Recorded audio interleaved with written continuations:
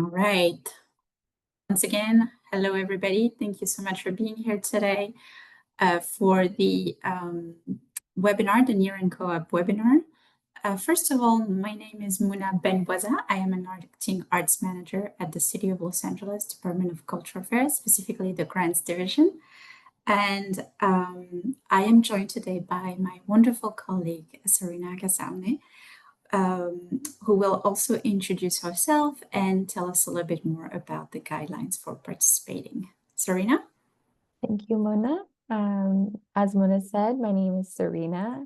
I'm an arts associate as part of the grants division. And I just want to remind you all that this video is going to be recorded. So if you feel more comfortable, you can turn your video off. We do ask that you please stay muted for the duration of the call. There will be multiple pauses throughout the webinar where I'll share your questions that you've dropped in the chat box with Mona, and she'll be able to answer those as she moves along.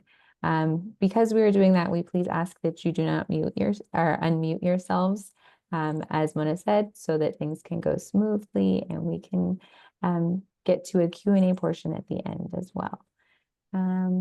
Okay, I think we're good to go, Mona. Thank you. Excellent. Thank you, Serena. All right. So today we are talking about two of our grants programs, NEAR and Co-op. Those are the acronyms. NEAR stands for Neighborhood Engagement Artist Residency Grant, and Co-op stands for Creative Optimism Uplifting Promises. So we will spend the first hour going over the general guidelines of these programs, and then we will dive into the application portion together. As you can see, the fiscal year noted here is fiscal year 26-27. So even though we are meeting today and the deadline for applying is October 31st, this is a grant for services taking place during the fiscal year 2026-2027. We'll talk a little bit more about that in a minute or two, but this is something to keep in mind.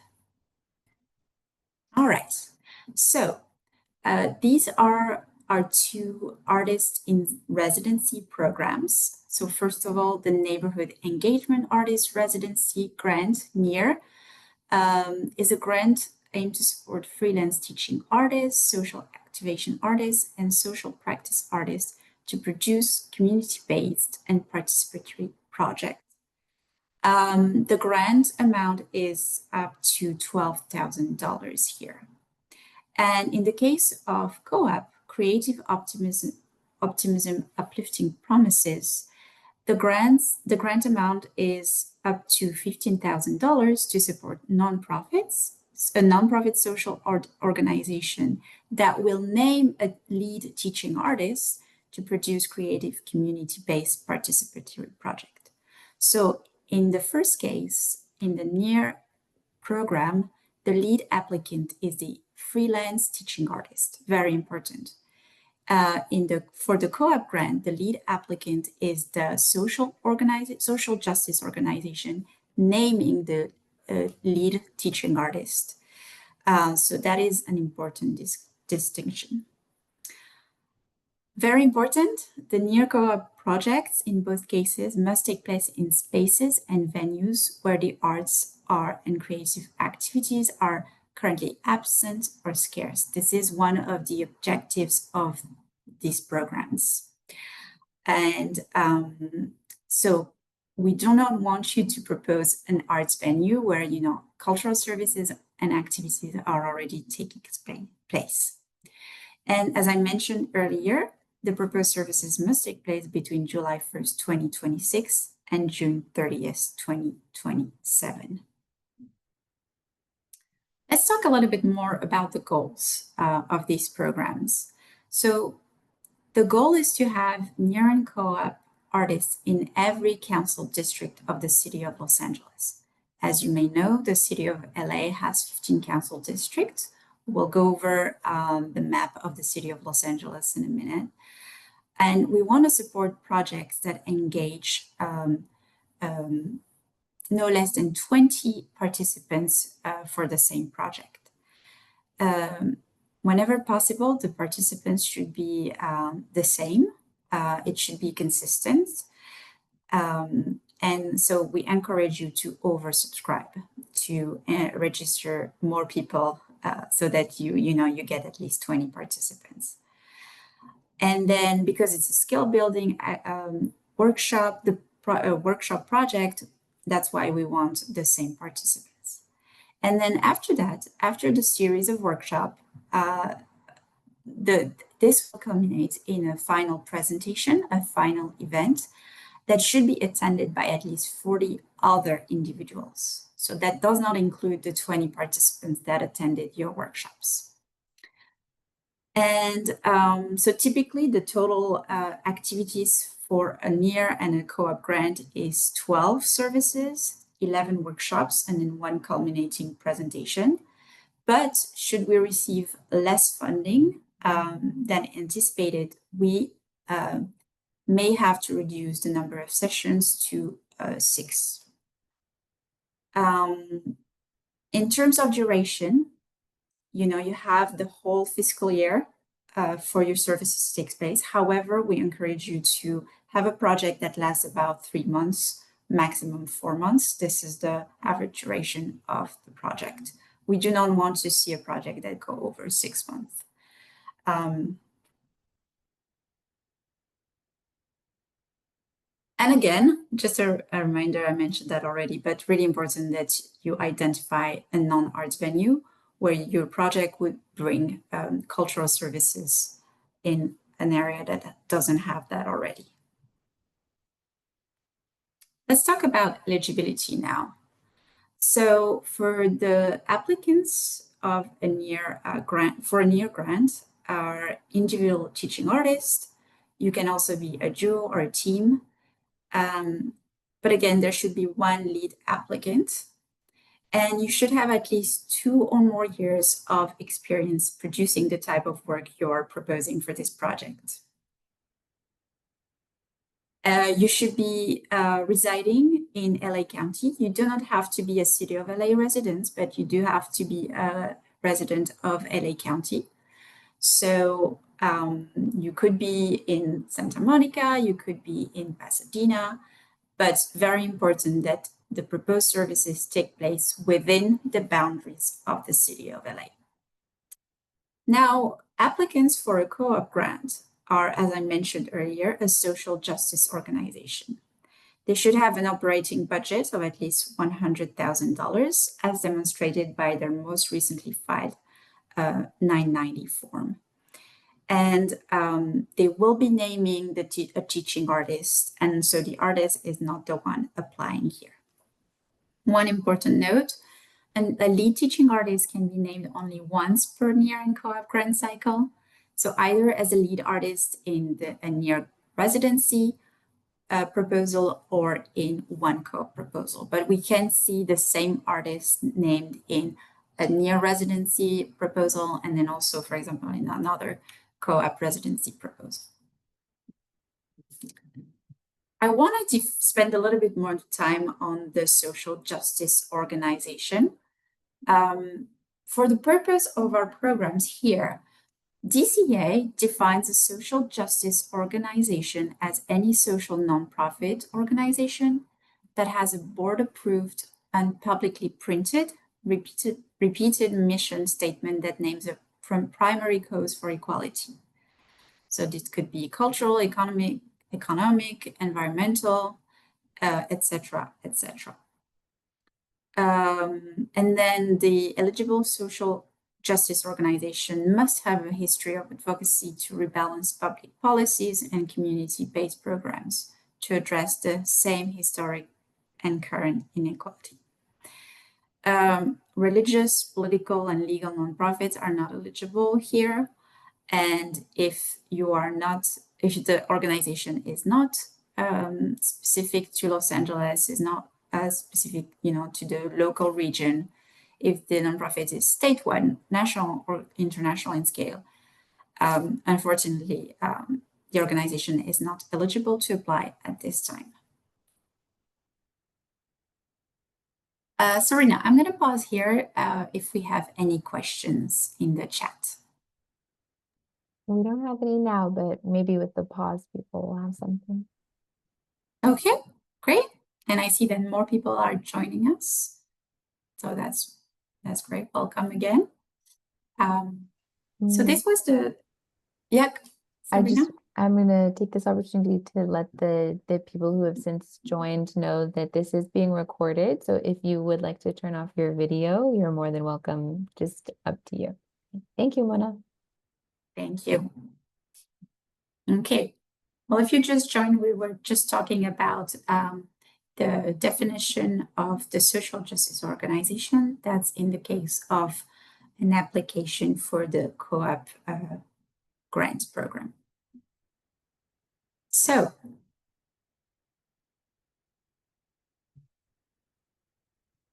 before I move on to that, I have another important note here. If you're an arts-based nonprofit, you should not be applying for this program, even if you're a nonprofit. You should be applying for another one of our grants program, TCA's grant program, and that's the cultural grant program, which opens annually in the summer with a deadline in August. So really, for this program, nonprofit organizations that have the arts in their mission statement are not the eligible applicant here. So here, this is an interesting slide. We give you some examples of past and current near and co-op residency projects.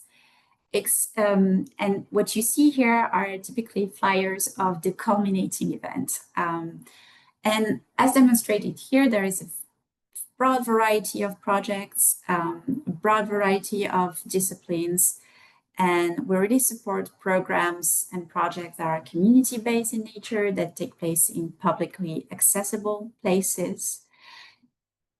Please reach out to us if before you apply, in the case that you plan to work with a protected population and protected group, where the access to the space may be limited and may not be accessible to the public. In this case, we really recommend that you reach out to us because we may be able to make an exception. I'm thinking of places such as domestic violence shelter, juvenile detention camp. In those cases, we understand that, for the culminating event, it may not be possible for that event to be open to the public. So just reach out to us. Maybe Serena can put in the chat our contact information. You can just email us and we can schedule a brief phone call or a meeting. All right, so as I mentioned, all kinds of disciplines are really welcome for this grant program. We have dance application, media, design visual, theater, and we're really interested in workshops and activities that will contribute to skill building as well as community participation. That's why it is the grant program consists of, if you are awarded funding, of a series of workshops. That's the period of skill building. And then at the culminating event, this is where you showcase the work of your participants. The images are showing some examples and the variety of host venues and artistic disciplines. On the top left, we have Don Tinling. Don Tinling ran an HIV writers workshop out of Cedars-Sinai Hospital. So as you can see, this was in a hospital setting. This is the flyer for his culminating event. And that's a really good example of a non-arts venue. Next, we have Camille Anderson. She conducted writing workshop sessions at New Direction for Youth, and that was in Northridge. We also have the flyer for Tasha Grimes' culminating showcase at Van Nuys Recreation Center. And then top right is a sample of Christine Suarez, and she worked with female veterans over at the VA. So that's an example of a protected population. So again, in that case, reach out to us to discuss that. Couple of other examples. We have the culminating performance of a hip hop workshops, where the participants demonstrated what they learned in terms of their dance skills. Next, we have Sandy Chukadarian. She led free filmmaking workshop for youth in a community center in the San Fernando Valley. And the final event was a screening night of these films that the youth created. After, we have a poetry workshop for seniors that was led by Stephen Rains. And then finally, a visual medicine workshops where the disciplines was drawing, journaling, cartooning, and that was aimed for healthcare workers who may not always have opportunities to do the arts in their workplace. So that's a really nice example of another workshops, another type of activities taking place in a non-arts venue. So those are extremely good examples of some non-arts venues, but I do want to take the time to read the list of some possibilities. And after that, I'll pause for a question. I think we may have one in the chat. But non-arts venue examples, what can they be? Social service centers, senior centers, social benefits agencies, community centers, recreation facilities, libraries. Libraries are acceptable here because there are a lot of things happen in libraries.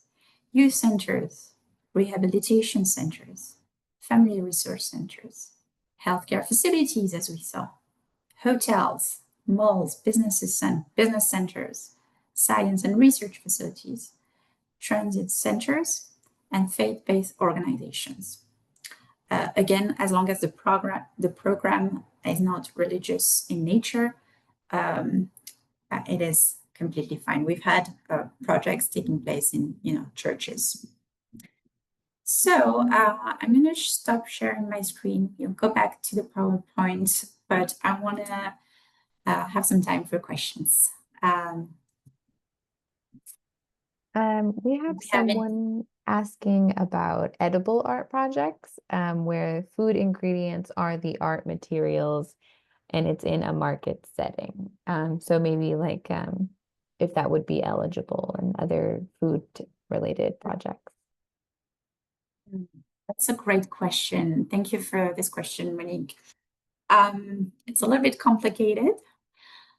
So as you know, by being here, we are the city of LA, we're city funders, so we are bound by some rules. And one thing to know is that DCA and the city do not fund any food related, or rather projects with food because of liability issues. So what I would say is this would be a complicated and tricky project to propose. However, if you want to propose a project that centers around food, there are ways to do that, for example, creation of recipes where, you and your participants would work on creation of recipes or creation of a cookbook, and then you would present that at the culminating event. To fully answer your question, Monique, I would need to know a little bit more about your project. So I do recommend reaching out to us and we can discuss that more. But yes, there is this caveat, about the fact that in having food at a DCA project would be challenging and could pose liability issues. And we would not be able to fund any of the food portion. So be in touch with us. William, I see your hand is raised. Did you want to share a question or? Yes. Um, okay. Mona, do you think we have an opportunity for a question, or should I ask to hold that for the end? Yeah, I think we can have one question now, and you Okay. can unmute yourself, William, and then maybe we can take one more after that. Yeah. Okay, thank you. My question is, for possible locations, there are three that come to mind: a constituency center, a pocket park, and a youth center. Are those possible non-traditional? Yes, yes, they're all possible. They're all non-arts venues. If they don't have any art services, or they can be art friendly, but there really shouldn't be art spaces. So that sounds like that's the case.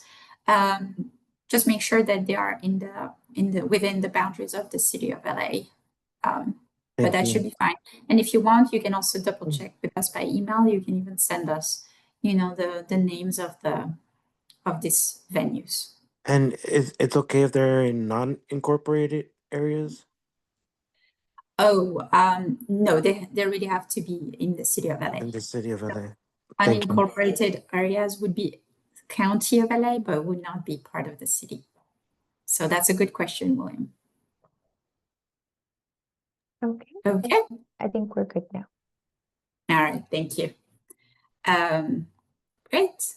Thank you for asking those good questions. And give me a second while I go back to the PowerPoint. We're gonna talk about, we talked about what we can fund as part of the program. Now we're gonna talk about what DCA cannot fund, and that's important to know as well.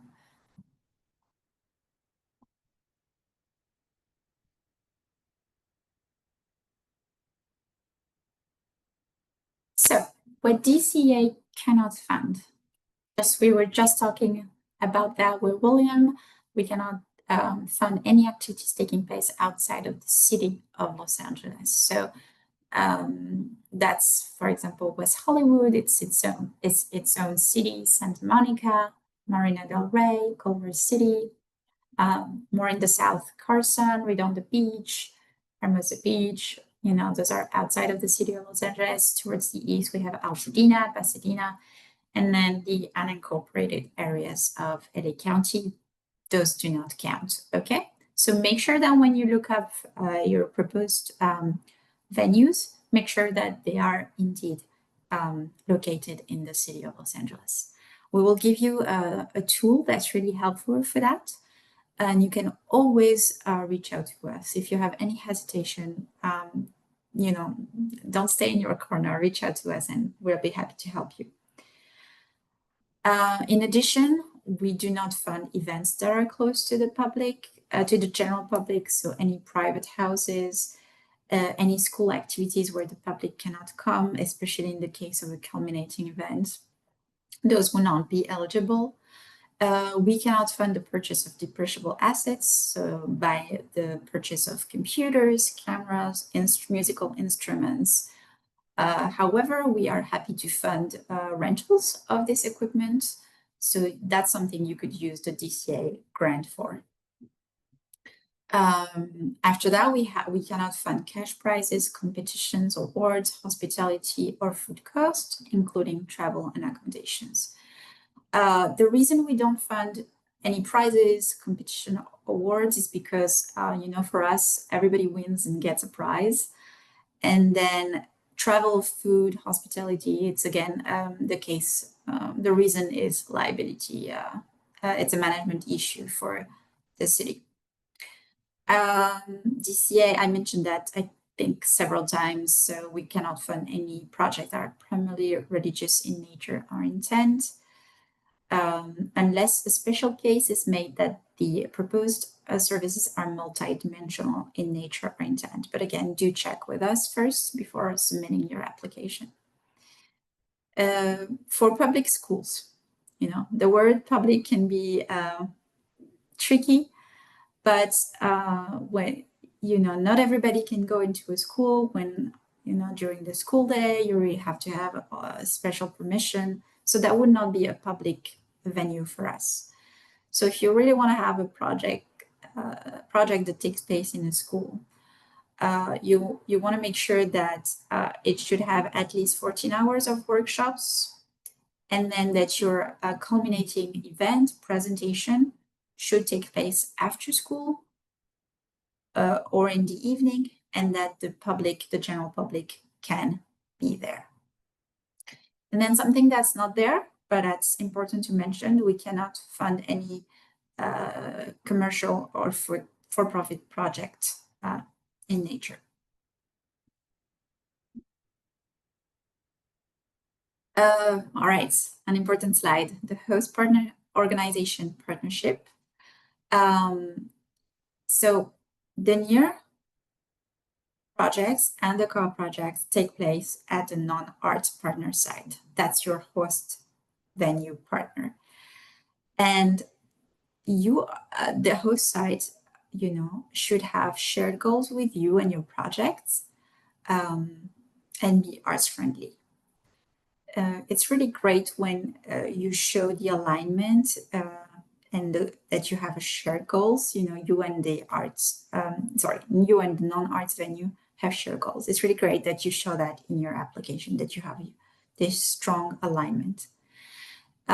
Also, the host side should commit to supporting you by donating time, space, and possibly insurance. So great to have these conversations. How is the host venue going to support you? They should also provide safe services on a site that is ADA compliant, and also understand how to best coordinate a project that will be attended. And they will help you by, helping with the outreach, the marketing, the evaluation, all these volunteer staffing, all these resources that are really gonna make a difference. Insurance is important to talk about right now as you're considering applying for a near or co-op, especially near project, because all contracts with the City of LA requires general liability insurance. And so that's something that you can discuss with your host venue partner and see, some host venues do add the lead teacher artists as additionally insured, so you could discuss that with them. And one thing to note, and that's fairly recent, is that more and more projects involving youth, especially under the age of 12. For this project, the City of LA requires sexual misconduct insurance. And so I wanted to mention that here, as this will be required more and more. So if you do work with this group age range, you could also have this conversation with the host venue. Okay, the city might require that. How can I be ready? Will you be able to support me? Yeah. I see questions in the chat.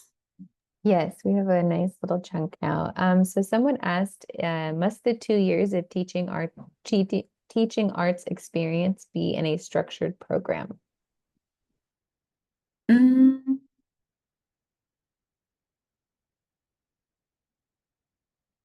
If you have at least 1 year, that'd be great. That way you could show I've done it already. Here's how I did it. And then you could show us unstructured, how you taught in other programs. That I'd say that's fine. And then just remember that your proposal is going to be read and educated by a group of experts, the panelists, and that as well as along the other proposal. And you want to show them that you have experience, leading these types of projects. You have experience engaging participants. So it's a bit hard to answer without knowing more of the context, But I would say it shouldn't be a reason to not apply. Just show us again how your experience and how it ties to the project that you want to propose. Thank you. We have someone asking if a bookstore is an eligible non-arts organization. Oh yes, oh yes. So it is definitely ineligible. Unfortunately, we've had many times people apply in the past and put a bookstore in as their top choice, and so this isn't ineligible. So we had to go to their second choice. A bookstore is really all about literature and other and there's a lot of typically arts activities taking place, literary talks, writing workshops. So even though it's a great venue, it's just not something that would be a fit for our program. Okay, and then the final question is if you can repeat the age range that's usually required for extra insurance. Yes. Yes, for the sexual misconduct insurance, it's the age range is 12 years old and under. That's when the city will probably ask for this additional insurance, the sexual misconduct insurance. Okay, that's all the questions for now. Thank you, Mona. Thank you, Serena, and great questions, everyone. So now let's talk about geographic project distribution. I'm sure you had, more questions that came up as we talked about that a little bit earlier. So first of all, we would love at least one artist in each of the city's council districts. And again, we have 15 council districts. In the past, we had mostly co-op residencies in South Los Angeles, but that's not the case anymore. However, we do have some council districts that we like to incentivize and that we ask our panelists to incentivize. And we are particularly interested in council district 3, 6, 7, 8, 9, 11, and or 12. You'll see them on the map because those council districts are arts underserved. And that means that they have fewer arts activities and services, fewer arts institutions. So that's why we want to bring more arts activities there. One thing to note is that funding recommendations are based on peer panel reviews and council districts to be served. And so when you apply, you will have the option to put 3 venues, the 3 choices. The first one is your top choice, and then you put second choice and third choice. We really encourage you to take advantage and put as many, and use the 3 choices. And ideally, you have many locations to choose from, but it's just one way to maximize your chances of being funded. And also in multiple cases, sometimes, selected grantees may not get their first choice, but then we may ask them, oh, can you do the same services, but in this council district that is arts underserved? So that's why we have this system. Now the map of the city of LA. Here are the 15 council districts. All the colored areas, that's the city of Los Angeles. Anything that's not colored, that's outside, it's either a different city or an unincorporated area of Los Angeles County. So this interactive Google map is a good resource to consider your venues, to search for an address and see in which council district it is. So you can search the address of a venue and it will tell you where it is located.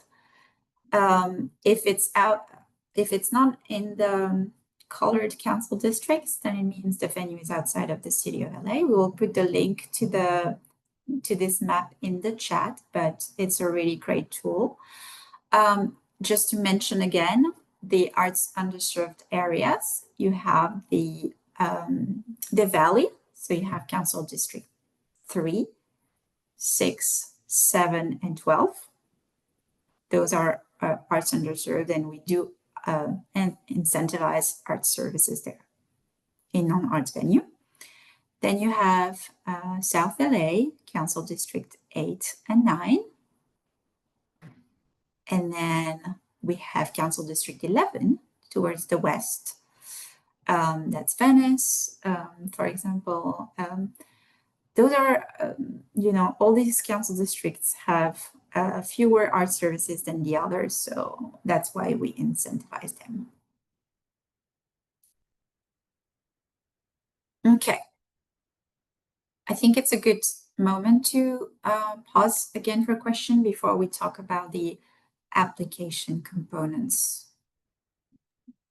We have a question asking, why isn't Council District 13, Hollywood, also arts underserved? Right, so the council, this is based on, the number of art services that are proposed in a council district. That's how we determine if a council district is arts underserved or arts moderately served or generally served. And Council District 13 has many theaters, venues, many arts organizations that are either headquartered there or have services there. You have a big stretch of cultural services taking place. So it's not necessarily based on, who lives there, but on how many art services take place there. I hope that answers your question, Loretta. Thank you, Mona. That's all the questions for now. And I'm about to share the link that highlights all of the different districts according to how art served they are. Wonderful. Yes, please bookmark this link, everybody. That will be a really good tool to have as you explore this grant program.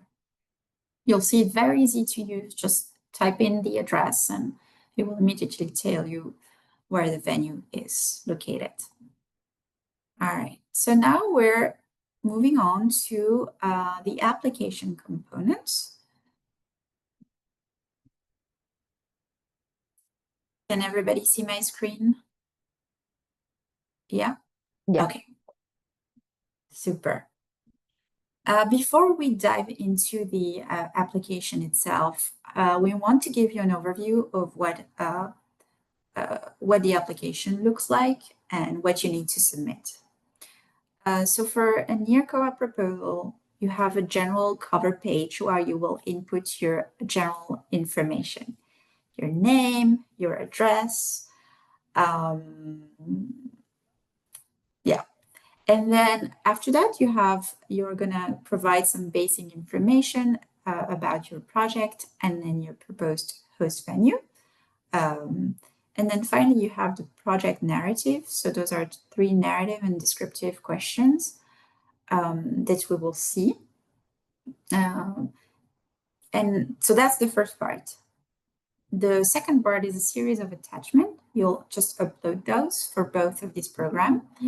Attachment A is the project host letter. If you're proposing a co-op project, then you will follow this letter with a copy of the 501c3 nonprofit designation. And then, so that's that. And then attachment B, that's the artistic work samples. Very, very important. Our panelists do look at those artistic work samples to evaluate the quality of, your project, your proposed project. So show us yourself in action in recent projects, show engagement, participation from your students, really give the panelists a glimpse of what the workshops and the culminating event look like. And, I will go into that in more detail in a moment. So you'll have a better sense of what you can provide. Attachment C, that's your resume. If you are the lead teaching artist, please provide your resume. Please make sure it aligns with the project you are proposing. And then if you have any collaborating artists, guest artists, also include their resume. After that, we have attachment D, that's the project budget. You will outline your budget plan. There is a sample budget in the application. You will use that. You will follow that template, but make sure to update it because this is a generic template and we will notice if it has not been updated. But submitting a project, a strong project budget is very important, and panelists do look at that very carefully as well. So those are all the attachments that are required. You have one last section, attachment E, that is supplementary materials. This section is optional, but as you know, strongly encouraged means that the most competitive proposal will take advantage of this section and will upload supplementary materials. What we mean by supplementary materials are things like reviews of your work, letters from your students or a past participant, articles, news coverage, things like that really make a strong application and help with that. So again, please take advantage of these items. The timeline. So right now it's October 14. We are in the workshop assistance phase, application phase. You can always reach out to us with questions. The deadline to apply is Friday, October 31st. So make sure you have that marked in your calendar, and it's better to submit earlier than that, especially this year it falls on Halloween. So if you want to enjoy Halloween, try to submit it before that date. Okay, so that's this fall. After that, once you submit the application, you won't hear from us for many months because we will be busy auditing in the proposals, seeing if they are eligible. After that, we'll be busy organizing the grant panel. Your proposal will be adjudicated along with the others that were submitted. And then in April, May, that's where the city budget gets proposed and then voted. So once that is done, then we can notify you of the results. If you're awarded funding, you will be having a meeting with our team for that's called a contracting meeting. We will be collecting some documents from you, and then you will be able to start your project that should take place between July 1st, 2026 and end by June 30th, 2027. Okay, so that's the timeline.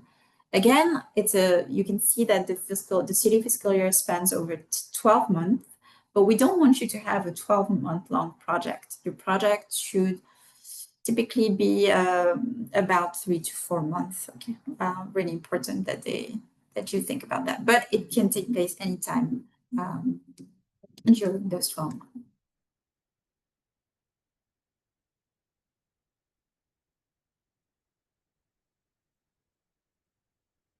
Serena, more questions?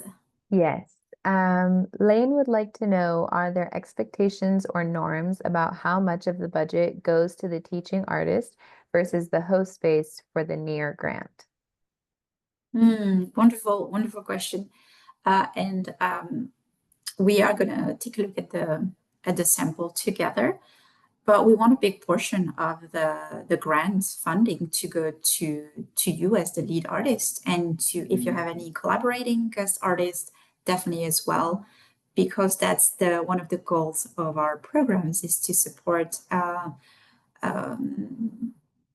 the teaching artists and to support the work artists' jobs. So definitely a big portion of that should go towards paying yourself.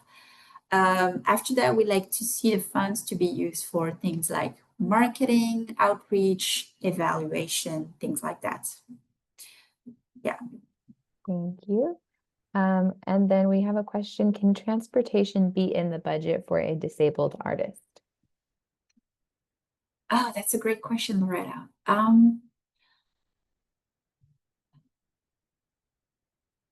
So as just general rule, the city, we would not, uh, the city would not be able to fund transportation. However, I will get back to you on this to confirm. That's a really good question. But if you're working with a your partner, your host venue, with your partner, you may be able also to work with them on that. So let me make a note and get back to you on that. Again, just it's a bit tricky that because transportation is one of the things that the city typically does not fund, and so yeah. Okay. William has their hand raised. Is it okay if we pause for a question? Yeah, okay, go ahead, William. You can unmute yourself. Thank you. My question is, for if my partner organization is actually like can it be a city entity, like a council district office?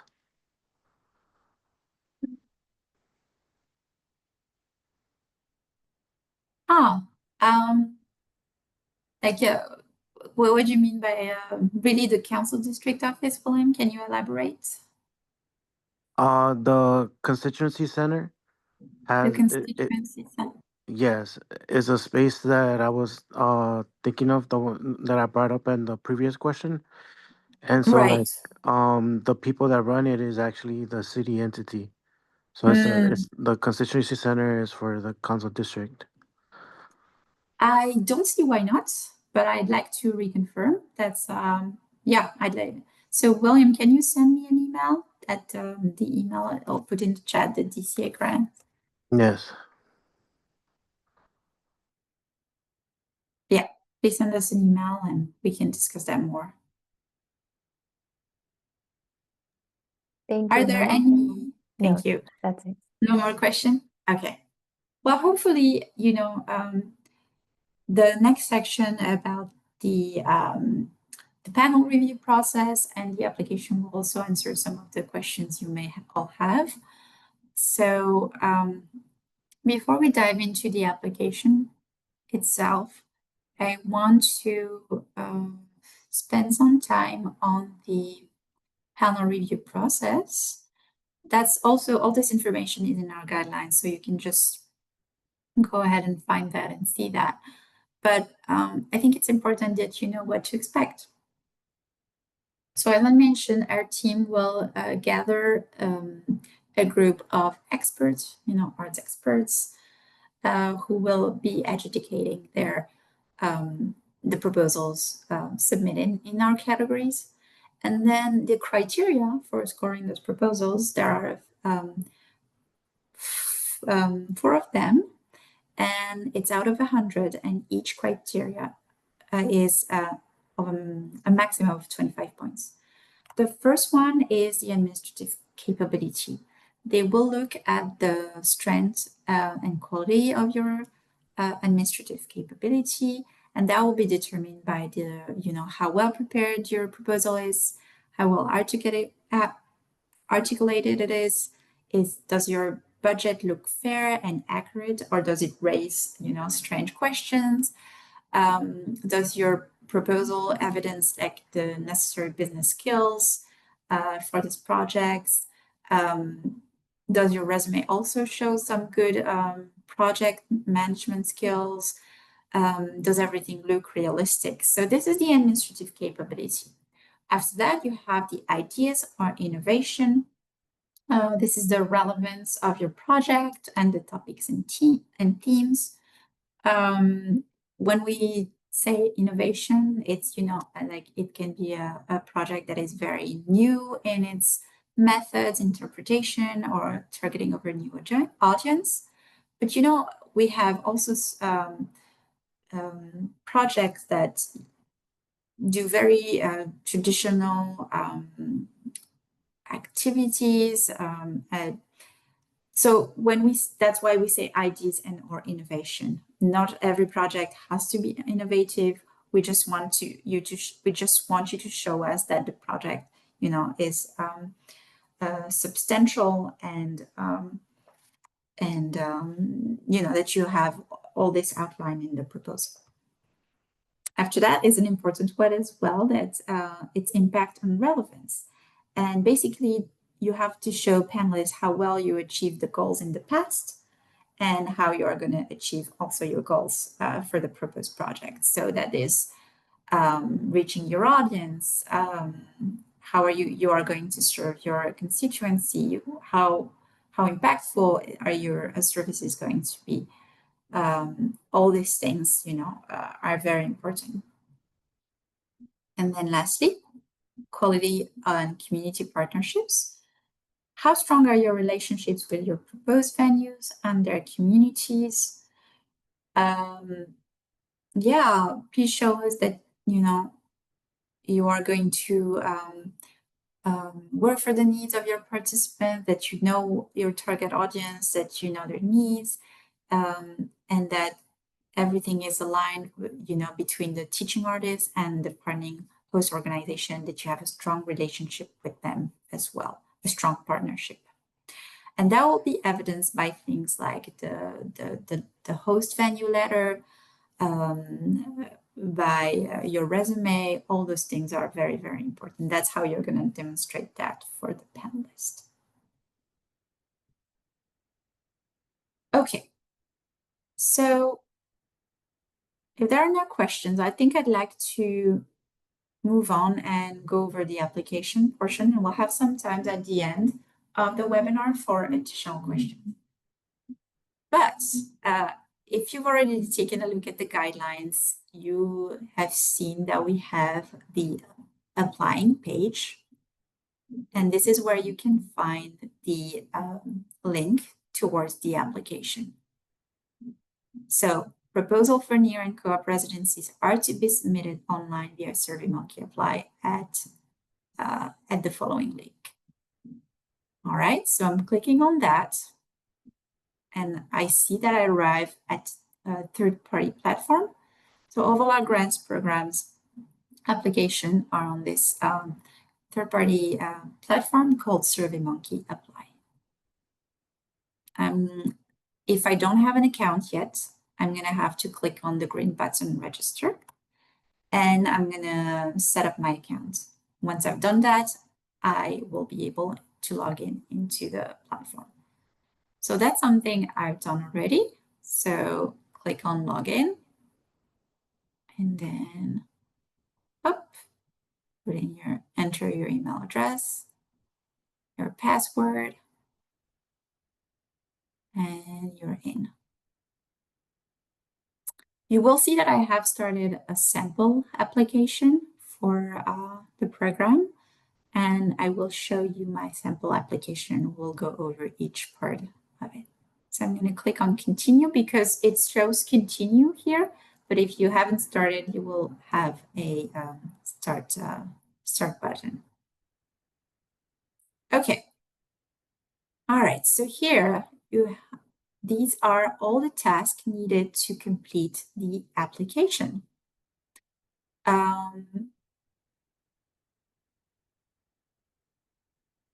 As you can see, you have some icons here on the left. So you have a circle, like a dotted gray circle, that indicates that you have not started the task. If you have a half moon, gray, like and green, that indicates that you have started the task, but you have not completed it. And then this green check mark, it indicates a completed task. Once you have all the green check marks for the first 5 tasks, that's when you'll be able to submit the application. Again, you can see that some of the tasks are optional. But again, we encourage you to complete them to submit a competitive proposal, as competitive proposal as possible. All right, so let's start with the first task. I'm gonna you click on your co-op proposal. And there are 3 pages for this part. Let's start with the first one. And actually I have to go back to the first page because I had already been working on this part. There you go. Going back to okay. So first of all, you're gonna tell us your proposal type. Are you applying for a near grant or for a co-op grant? Again, if you're applying for a near grant, you are the freelance teaching artist. You are the lead artist, so you're gonna select that. If you're applying for a co-op grant, then you are the social justice organization, right? And you're gonna name the teaching artist, but you would be selecting the second button. I think here we have a lot of freelance teaching artists, so I have selected the near. We're gonna select the near button. So you are going to enter some of your information, your legal name. If you use a professional artistic name, you're also going to enter it. You're going to enter your mailing address. And if you have a home address that's different, you can click on yes and submit that. Again, to apply, you must be a resident of the county of Los Angeles. You don't have to be necessarily a resident of the city of LA, but you do have to be a LA County resident. So you're going to tell us the council district in which you apply, in which you reside. Sorry, I've selected 14 here. But if I were based elsewhere in LA County, I would just enter the name of the area or the city. So for example, let's say Santa Monica, I would click elsewhere in LA County and I would type Santa Monica. After that, you just enter some other information like your phone number, your email address, and if you have a website.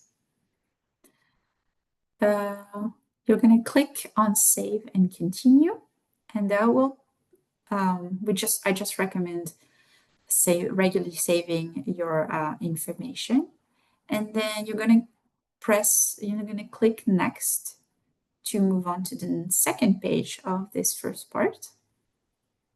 And now we ask you for your project information. So what is your project name or title? Here I entered eco drawing workshops. Be as creative as you wish. But make sure that your project name or title, is descriptive and reflects what you are going to propose. Question 9, ask for the name of your proposed teaching artist. So that should be you if you are the one applying for the near grant. And if you are applying for a co-op grant and you are the social justice organization, you are going to enter the name of your lead artist here. Question 10 is your project start date. Again, the start date can't be earlier than July 1st, 2026. So here I've entered January 27, 2026. And then the end date, you're also going to enter that to give a sense of, when you plan to have your workshops and culminating event. I've entered my end date, March 14, 2026. And then typically the project end date is also the date of the culminating event, the culminating presentation. The next questions, that's where we ask for engagement participation numbers. So how many artists is your project going to engage? How many participants? Again, we ask for the number of participants. We ask a minimum of at least 20 participants, consistent. So that's where you'll enter that. And then question 15, the number of audience members, viewers at the culminating event. And again, those are different from the participants of your workshops. They are the people are going to come to see the presentations of your workshop participants. So more information about your project, and that's the venue, the location. Again, you have 3 choices. The first choice, your top choice, you're going to enter the name of the host venue, their address. You are going to also select the council district in which they are located. You can use the tool here to check where they are located. And then you have a drop-down menu here, and you're going to indicate the number of years that you have been presented work at this site. So ideally, you have, presented some work you have taught there in the past, and you would be selecting less than 1 year or between 1 or 3 and 3 years. If you don't have, if you have never presented at this site, not to worry, please still apply. You can have new relationship with the venue. That's entirely fine. We, on the other end of the spectrum, we've also had applicants who've been collaborating with a venue for many years, for even decades, and so they would be selecting more than 3 years here. I'm selecting between 1 and 3 years in my case here. The next question is, has your proposed first choice venue confirmed the ability to add you and any participating teaching artist as additional insured to the venue's general liability insurance policy? So that's the conversation we had earlier, where we mentioned if your proposed host venue is able to support you by adding you as additionally insured. So you can simply click yes or no here. And then you can enter a second choice of host venue, and a third choice of host venue. I've not done that, but of course, we encourage you to do that and to maximize your chances of being funded. So you will click on save and continue editing, and then you'll click on next, the green button, and you arrive at the 3rd page of the NEAR co-op proposal. And that's really the narrative section. That's the project description. That's where you tell the panelists all about your project. And then, as you can see, yeah, those are text. Those are more text-based here, the answers. So, first question is your project description, the specification, your qualifications, and any collaborating artists that will be part of the project. So describe here who will be involved, what the workshops will consist of, what is the discipline, what are the themes that you are going to go over during the workshops, when it will take place. Even if you're not sure yet exactly, give us give us a general idea. For example, it will take place in the spring of 2027. Tell us how it will be conducted.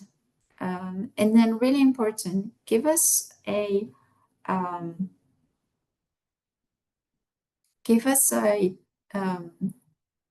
timeline of the project, any dates and any topics. What's really great to include is, for example,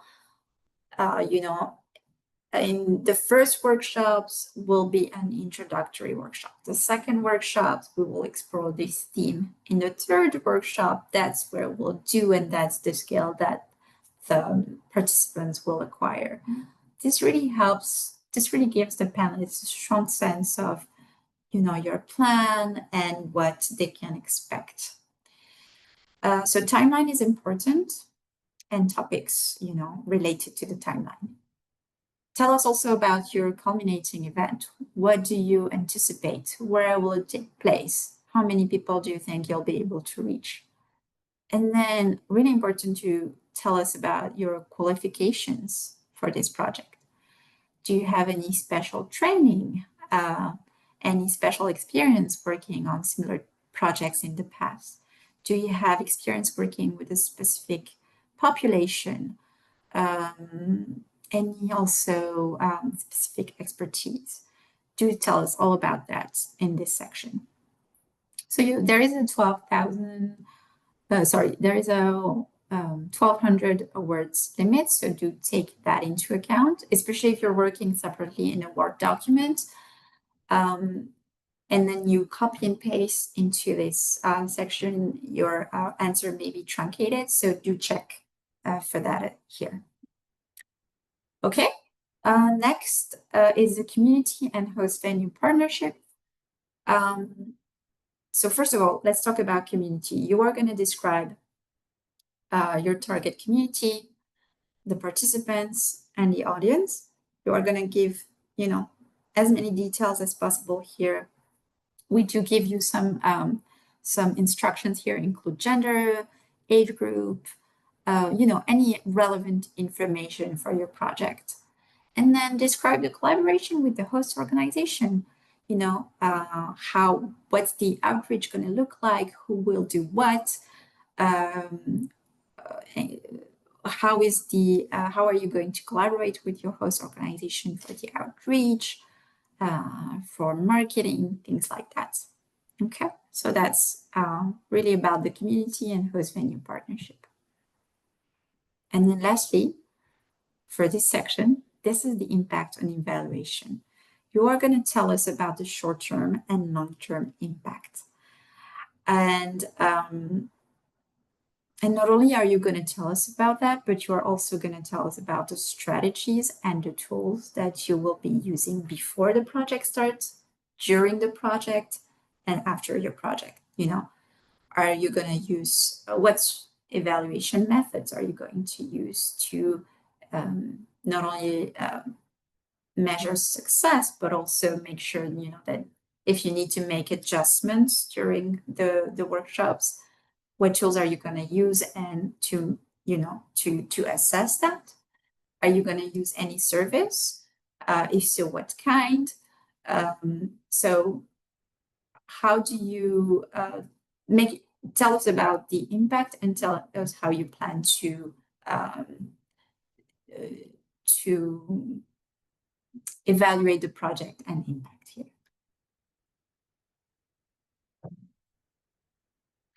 All right, so that was a section about where the narrative, your project description, you tell us about yourself, you tell us about the host venue or partnership.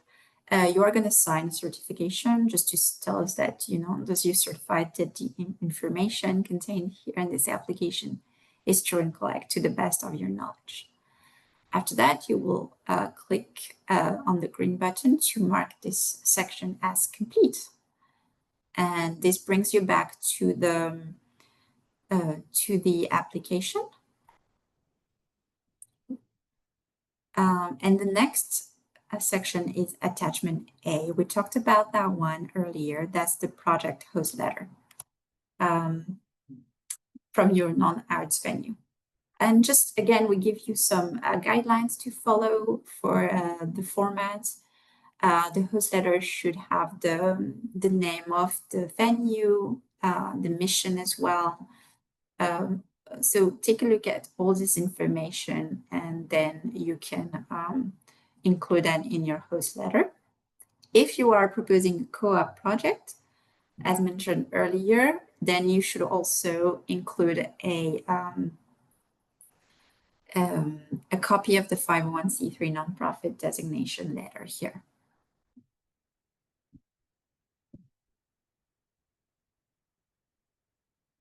So very important to have it for the first venue.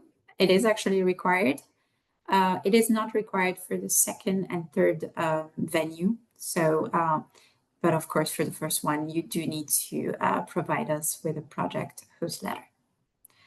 So I've done that here. I've uploaded a placeholder. So that means that my attachment A task is done, and I do have the green check mark. Attachment B. Those are all your artistic work samples. So very important because panelists love to know more about you through the artistic work samples. And one recommendation is to use compelling and high quality samples, really to highlight your experience and skills. And you have two ways to do that. You can either include links that can lead to videos, audio, other online resources such as website, or you can choose to include 10 static images. Really up to you, but I would say it also depends on the type of project you're proposing. So sometimes, in some cases, like videos might be better to show us, you know, the engagement with your participants, the how you're teaching the workshops, how you're leading the session. For other projects such as design visual, maybe images are better suited. So it really depends on your project that you're proposing and what you think is most representative of that. I do want to note a couple of important points here. As I mentioned, make sure that your artistic samples are very high quality. If you upload a video, note that panelists typically only spend a couple of minutes on the artistic sample section. So if you're providing links to a long video, do tell us in the description of the video what part of the video you want the panelists to look at. So for example, from 1 minute and 10 seconds to 1 minute and 50 seconds, because they will not spend more than a couple of minutes on the artistic work sample. So you do want them to see what you think is most pertinent. And then if you are including links, you can include not just videos, but uploads to PDFs, PowerPoint presentation, shared Google Drives, flyers. So that's I believe that's all I have to say for the artistic work samples. Just a recap, they should be very high quality and really tell us more. It's another way in the proposal to tell us more about your experience and how you engage with participants. Okay, so after that, you have attachment C, teaching artist resume. So that's your resume. We talked about that. Just highlight community work experience, teaching experience, any special education or training that makes you highly qualified for the project, any degrees that you earned or certifications. Show us, anything that's relevant to the proposed project. And then if you're working with guest artists, this is where you would also include. So you would include a single PDF with your resume first, and then followed by the resumes of the collaborating artists, because unfortunately we do not have the a separate section to upload the resumes of the collaborating artists. Okay, so that's very easy. Just upload that resume here. And then if we go back to the application task, this is where we're at right now. We're getting close to the end. So after that, you have attachment D, project budget. You will upload the project budget here, and you're going to use a sample budget, please, that we have created for you. So you would click here, and I don't know if you can see the project budget here.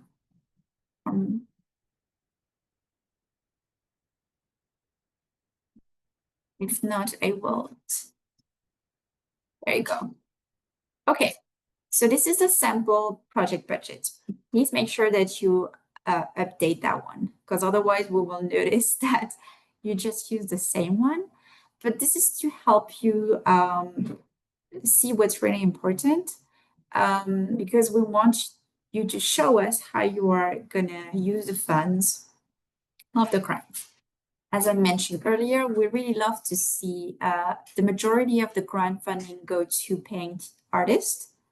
So that's yourself first, the lead teaching artist, and then any collaborating artist. We also like the funds to be used for marketing, evaluation, so you can also include that here. And then any project materials that you would need, any supplies, such as art supplies, things like that. Or rental equipment. Again, we cannot fund the purchase of depreciable assets. So yeah, also at the bottom, you have a notes section. Do take advantage of that notes section, because panelists may have questions as they go through your project budget, and you can give us more details in this notes section. And also, no, I think those are the important notes I had on this section. Just again, make sure that you upload the budget sample. All right, folks, we're getting close to the end of the application portion. Let me just go back to that. So once you've uploaded your project budget, which I've done here, you are done with the required materials. The next part is the optional supplementary materials, but those are such great materials that you can include articles, reviews of your work, letters of support, letters of recommendations, or maybe from past participants. So you can upload these are PDFs, give us a quick description, and then you would mark that as complete. And now that I have marked that as complete, it does show you can see the green check mark. If you are a co-op applicant, you would have also to complete this task by uploading your most recently filed 990 form. And then you can see that there are two optional tasks, and this is a service metrics form and an evaluation form where you can give us feedback about how you found the application process.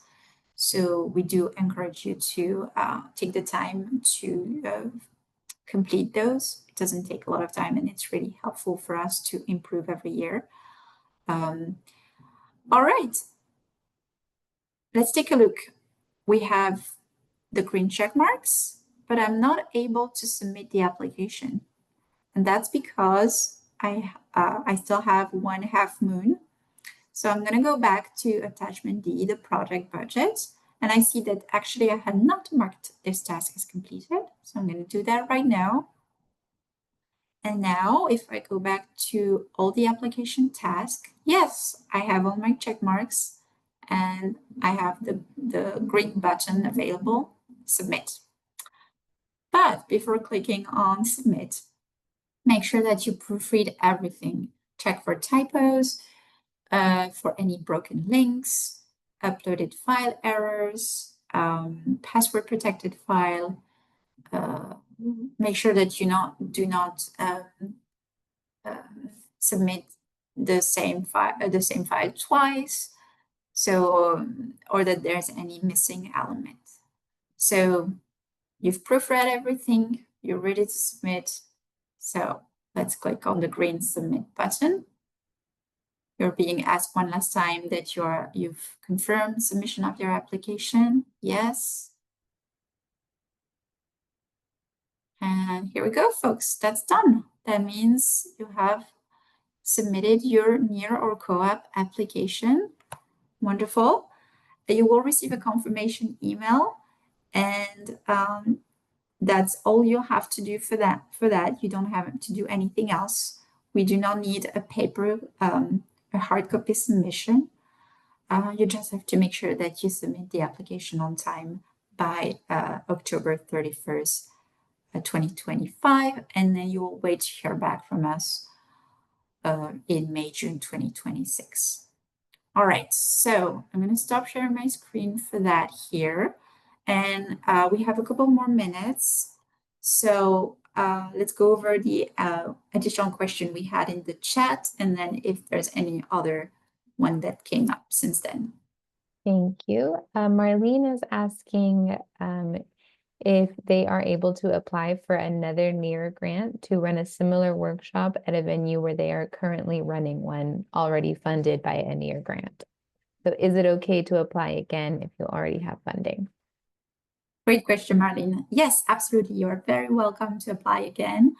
If you were a past, recipient of a past or current recipient of a NEAR grant, and you're very welcome to apply. You can also, you don't have to reinvent the wheel. You can propose a similar project as well. So the answer is yes, Marlene. Very welcome to apply again, of course. Thank you. The next question is, must the social justice nonprofit be the venue or site of the workshops, especially if it's a protected group?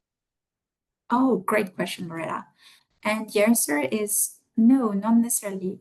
So we understand that, your social justice organization may have, that you're collaborating with, may have some office spaces, may have some, some spaces they use mostly for as their offices, but that may not be where programming is run, or that may not be where you want to have your programming, because as you say, you may be working with a specific population. So it doesn't have to be necessarily at the social justice organization space. It can be in another non-arts venue space in the city. Yeah. Thank you. Can you provide your own insurance and not use the venue's insurance? Yes, you can also purchase your own insurance. Absolutely. William, you have your hand raised. Did you want to ask a question? Yes. My question is, if what is the total that one can apply for the NEAR grant again? Yes, the total amount for a NEAR grant is $12,000. The total amount for a co-op grant is $1,500. No, $15,000. Sorry, and 12,000 would go to the lead artist, and then 3,000 would go to the social justice organization. So let me put those numbers in the chat because I want to make sure. So NEAR, $12,000, and then co-op, $15,000. Any other questions? Is the NEAR grant shared with the partner organization? That's not the expectation. The idea is that you are offering them to come to their venue and do the workshops, and that you don't need you don't need them to pay you to do that because you are coming with a grant. So you are actually, that's one of the objectives, that we can help putting the individual artists, teaching artists, so that they can provide the services in places where arts and services are scarce. So there's not this expectation for the NEAR grant. For the co-op, as I mentioned, there is $3,000 that is set aside so that the organization can use the funds for admin, the support, running, helping run. Yeah, because this is really the collaboration here. This social justice organization is the applicant. And so the organization would be the one applying for the co-op. Like we wouldn't necessarily have we would just provide them the information on us. In the case of co-op, Yes. in the case of co-op, yes, the social justice organization is the one applying, and they should not be an arts organization, and they wouldn't name you as the teaching artist. And then if awarded funding, the contract would be with the social justice organization. They would be able to invoice us, receive the funds, and then they would, they would be responsible for paying USD the artist. Understood. Okay. And a city entity would be that works with youth is qualifies for this? William, reach out to me, right? And we'll talk Oh, more. yes. Yes. Okay. Yeah. Thank you. Thank you. Okay, I want to take one or two more questions. We don't have any in the chat box, but if anybody wants to raise their hand. Yeah, great. And in the meantime, I just want to share our contact slide. That way you can see how to contact us. So this is our team, Serena, myself, Ben, and our director, Joe Smoke. And you have here our general email address, dca.grants@licity.org. You can reach out to us and we'll get back to you. You also have our website and where you can find our grant guidelines. So yeah, do reach out to us if you have any questions. I will be happy to answer them. We have Loretta with their hand Yeah. up. Yeah, Loretta, please feel free to unmute yourself. Okay, a quick question for the NAIR grant.